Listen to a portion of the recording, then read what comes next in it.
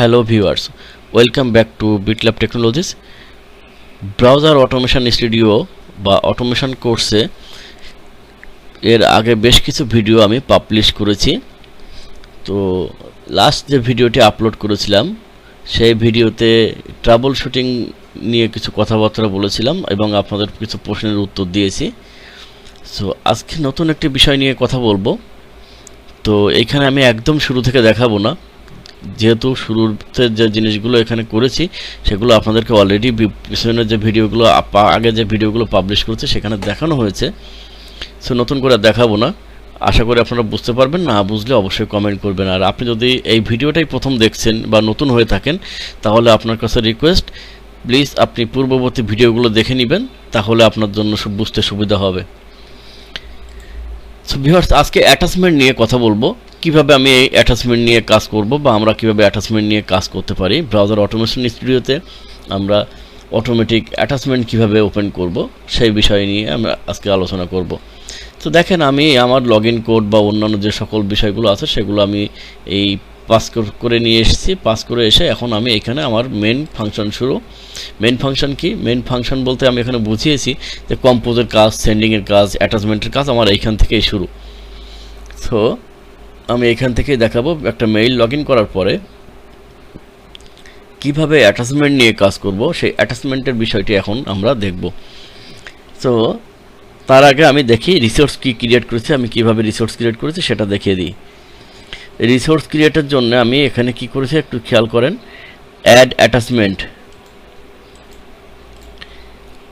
Attachment নামে আমি একটি ভেরিয়েবল বা রিসোর্স এখানে ডিক্লেয়ার করেছি। দেখেন সেখানে আছে অ্যাড অ্যাটাচমেন্ট। এখানে দেখিয়েছি do you want to add attachment, select অপশানে ইয়েস আর নো রেখেছি। তার মানে হচ্ছে যখন বটটি রান হবে, রান হওয়ার সময়ে রিসোর্স যখন ওখান থেকে ইনপুট অপশান আসবে সেখানে দেখাবে যে আপনি কি অ্যাটাচমেন্ট অ্যাড করতে চান নাকি চান না। আপনি যদি ওখান থেকে ইয়েস সিলেক্ট করেন, সেই ইয়েস কন্ডিশনের উপর ভিত্তি করে অ্যাটাচমেন্ট আসবে নাকি আসবে না দেখানো হবে। সো এটা তো গেল অ্যাটাচমেন্ট অ্যাড হবে কি হবে না সেই সিদ্ধান্ত। এখানে পরবর্তী সিদ্ধান্ত যদি ইয়েস হয় পরবর্তীতে, তাহলে অ্যাটাচমেন্ট সে কীভাবে নিবে, বট কীভাবে নিবে, কোথা থেকে নিবে, কয়টি নিবে, সেই অপশনটা আমি কীভাবে অ্যাড করেছি এখান থেকে খেয়াল করে একটু দেখেন। আমি ক্রিয়েট রিসোর্স করেছি, কথার কথা এখানে দেখেন যে অ্যাটাচমেন্ট ইউআরএল আমি আবারও লিখি।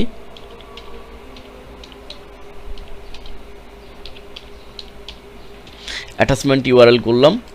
এখানে আমি ডেসক্রিপশন এখন আর দিলাম না, এখানে লিখে নিতে পারেন do you want to add attachment. তো নেক্সট করলাম। নেক্সট করে আমি এইখান থেকে সিলেক্ট করেছি ফাইলস ফ্রম ডিরেক্টরি। খেয়াল করবেন আমি ফাইল সিলেক্ট করব ডিরেক্টরি, একটা ডিরেক্টরি থেকে আমি ফাইল সিলেক্ট করব। তো নেক্সট করলাম। নেক্সট করে এখানে রিড অনলি, আমি যেহেতু অ্যাটাচমেন্ট ইউজ করার পরে ডিলিট করে ফেলবো না সেজন্য আমি এখানে রিড করব। রিড অনলি দেওয়ার পরে নেক্সট করলাম। এখানে একটি অপশান আছে use is line one time, আমি একবার না আমি সেভারাল টাইমস ইউজ করব। নেক্সট করলাম, ফিনিশ করলাম, হয়ে গেল। তো দেখেন আমি এখন যেটা ক্রিয়েট করলাম সেটা হচ্ছে ডিরেক্টরি। আমি এখানে কি করছি সেটা আপনাদেরকে একটু দেখাই। এডিট অপশানে যাওয়ার পরে দেখেন এখানে আমি ভেরিয়েবল নেম রেখেছি অ্যাটাচমেন্ট ইউআরএল, এখানে দিয়েছি সিলেক্ট অ্যাটাচমেন্ট ফোল্ডার, আর এখানে টাইপ দেখেছি ফাইলস ফ্রম ডিরেক্টরি এখান সিলেক্ট করতে হবে।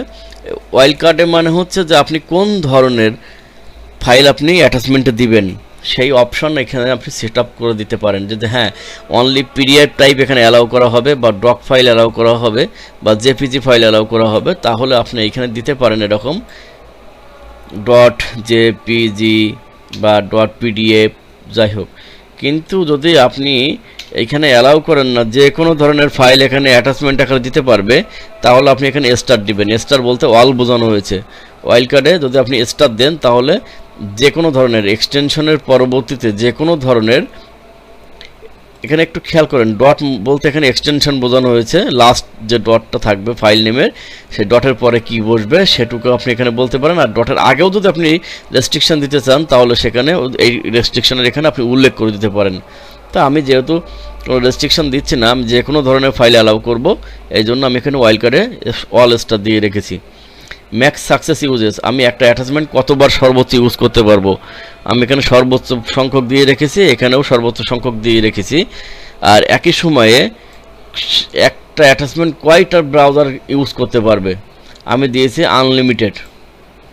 এখানে এই সর্বোচ্চ সংখ্যক দিয়েছি যে একই সময়ে একই ফাইল নিয়ে মাল্টিপল ব্রাউজার যেন কাজ করতে পারে, এই জন্য এটা দিয়েছি।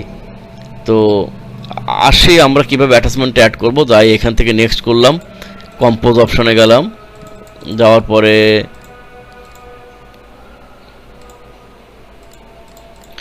রান করলাম।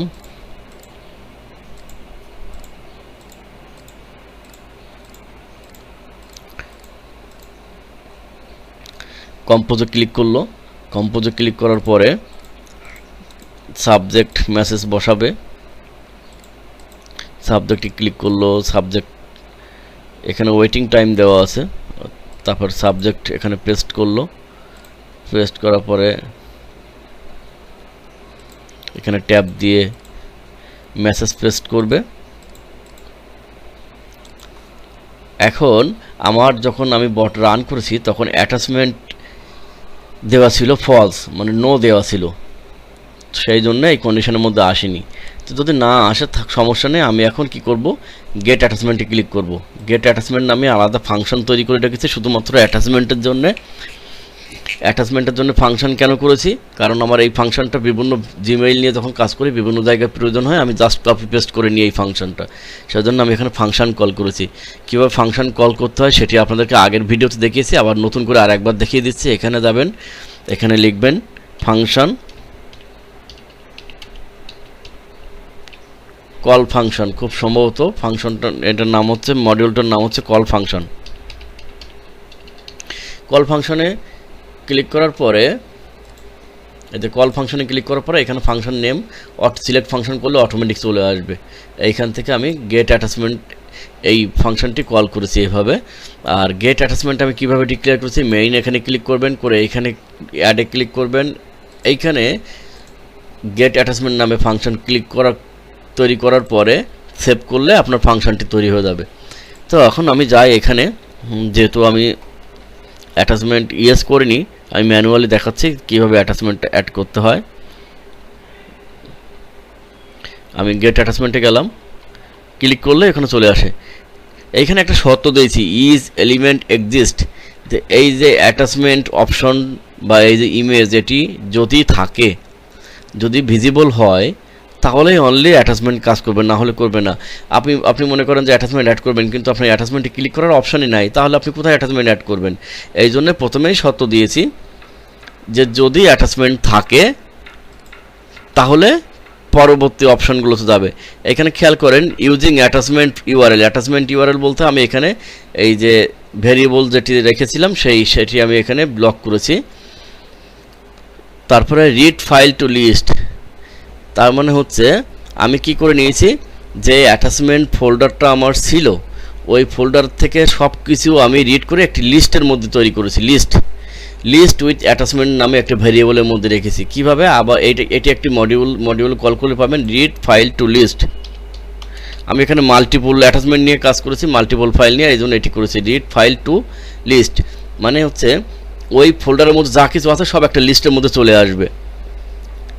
আসুক, চলে আসার পরে দেখেন আমি এইখান থেকে ওখানে যেহেতু অনেকগুলো ফাইলের নাম আসবে, আমি ওর থেকে প্রত্যেকবার র্যান্ডমলি যে কোনো একটি নেম সিলেক্ট করে নিব। তাই আমি কি করেছি, ওই লিস্টটাকে র্যান্ডম এলিমেন্ট করে নিয়েছি। এই র্যান্ডম এলিমেন্ট কীভাবে, এটিও একটি এখান থেকে কল করতে পারবেন র্যান্ডম এলিমেন্ট।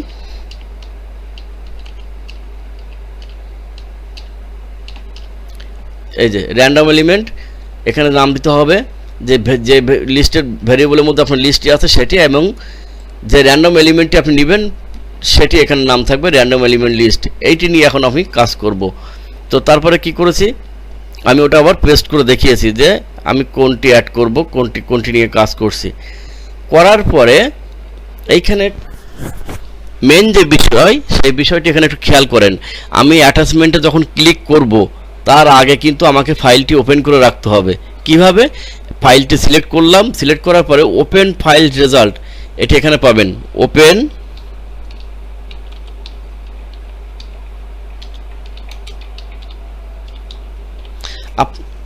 হোয়াটএভার আপনার প্রোগ্রামে আপনি কখন কোথায় অ্যাটাচমেন্ট অ্যাড করবেন সেটা বিষয় না, আপনি একদম শুরুতেও অ্যাটাচমেন্ট ওপেন করে রাখতে পারেন যদি আপনার অ্যাটাচমেন্ট থাকে। ওপেন ফাইল রেজাল্ট, এইখানে যে ওই যে র্যান্ডম এলিমেন্ট যেটি করেছি সেটি আমি এখানে ওপেন করে রাখলাম।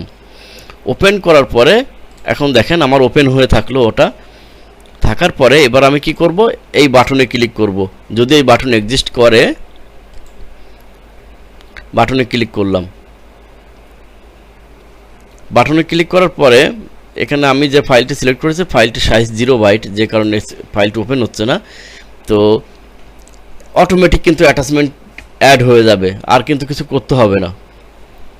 অনেক মজার না বিষয়টা, যে আমার এখানে ক্লিক করার পরে ফাইল সিলেক্ট করতে হচ্ছে না, কিছু করতে হচ্ছে না, অটোমেটিক্যালি আমার এখানে ওই আমি যে ফাইলটি দেখিয়ে দিলাম সেটি অ্যাড হয়ে যাচ্ছে।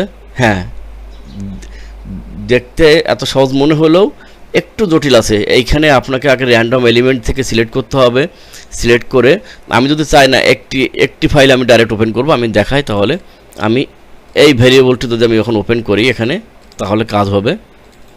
আমি যদি এটি ওখানে ওপেন করাই, দেখেন খুব সুন্দরভাবে কাজ হবে। আমি কি করলাম, ডাইরেক্ট এই ফাইলটি ওপেন করলাম। আমি এখানে আবার গেলাম, ক্লিক করে দেখেন অ্যাটাচমেন্ট কিন্তু অ্যাড হয়ে গেছে। এখানে এই যে 1.jpg 167 কিলোবাইটের একটি ফাইল অটোমেটিক অ্যাড হয়ে গেছে। সো আমার কিন্তু করা লাগে নাই, ওই অন্য কোথাও ক্লিক করা লাগে নাই, কম্পিউটার থেকে সিলেক্ট করা লাগে নাই, কিছু করা লাগে নাই। ওপেন ফাইল রেজাল্টে আমি যেটি ওপেন করেছি, এইখানে অ্যাটাচমেন্ট ইউআরএল থেকে আমি যেটি ওপেন করেছি সে ডাইরেক্ট সেটিকে আমি এখানে সিলেক্ট করে দিয়েছি এবং আমি এখানে জাস্ট ক্লিক করেছি, হয়ে গেল। তারপরে দেখেন অ্যাটাচমেন্ট যখন অ্যাড হয়ে গেল, আমি এখানে একটা অপশান অ্যাড করেছি যে ওয়েট হোয়াইল এলিমেন্ট এক্সিস্ট। আমি জানি না অ্যাকচুয়ালি যে একটা ফাইল অ্যাটাচমেন্ট যেটি আমি ওপেন করব বা আমি আপলোড করব সেটি কতটুকু সাইজের বা কত বড় বা কতক্ষণ লাগবে আমি জানি না। তাহলে আমি কিসের ভিত্তিতে পরবর্তী স্টেপে যাব, কতক্ষণ আমি ওয়েট করব? ততক্ষণ পর্যন্ত আমি ওয়েট করব যতক্ষণ পর্যন্ত এই আইকনটা এরকম না হবে। দেখেন অ্যাটাচমেন্টের আইকন কিন্তু অটোমেটিক চেঞ্জ হয়ে গেছে। যখন ফাইল অ্যাটাচ হয়ে যায় তখন এই আইকন চেঞ্জ হয়ে যায়। তাই আমি এখানে দিয়েছি ওয়েট হোয়াইল এলিমেন্ট এক্সিস্ট। যতক্ষণ পর্যন্ত এটা না পাবে ততক্ষণ পর্যন্ত ওয়েট করবে। তার মানে অ্যাটাচমেন্ট অ্যাড হতে 5 মিনিট লাগলেও 5 মিনিট, 1 মিনিট লাগলে 1 মিনিট, 30 সেকেন্ড লাগলে 30 সেকেন্ড, 5 সেকেন্ড লাগলে 5 সেকেন্ড, অতিরিক্ত সময় নষ্ট হবে না।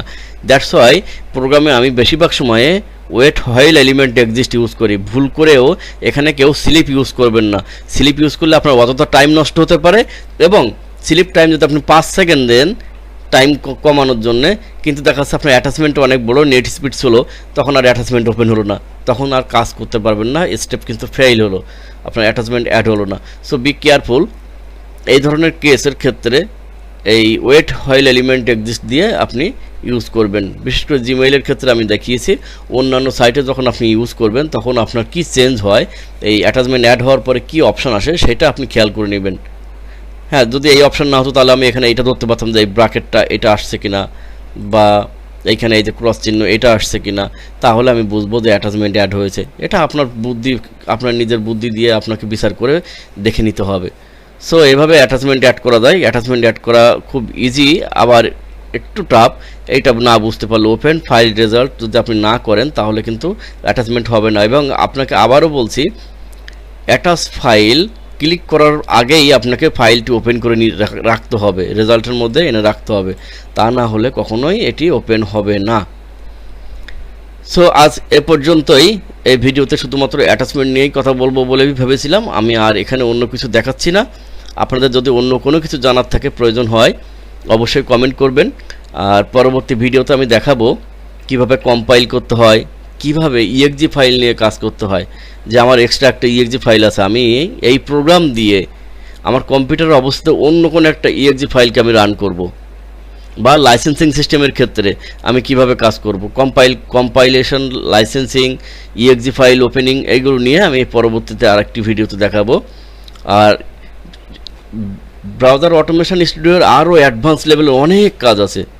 অ্যাকচুয়ালি প্রয়োজনে নিরিখে আপনার উপর, মানে আপনি এটাকে ইউজ করতে পারবেন। যেমন নোট.js নিয়ে কাজ করার সুযোগ আছে, আরও অনেক কিছু আছে যেগুলো অনেক অ্যাডভান্স লেভেলের, প্রয়োজন হলে আমি আপনাদেরকে এগুলোও দেখাবো। আমার কোর্সটি সম্পূর্ণ ফ্রি থাকবে, আমি প্রথমেই বলেছি, এবং এটি ফ্রি থাকবে। আমি কখনো পেইড কোর্স করব না, অন্তত এই জিনিসটি নিয়ে। সো আশা করি সবাই ভালো থাকবেন, সুস্থ থাকবেন, সুন্দর থাকবেন। সবাইকে ধন্যবাদ।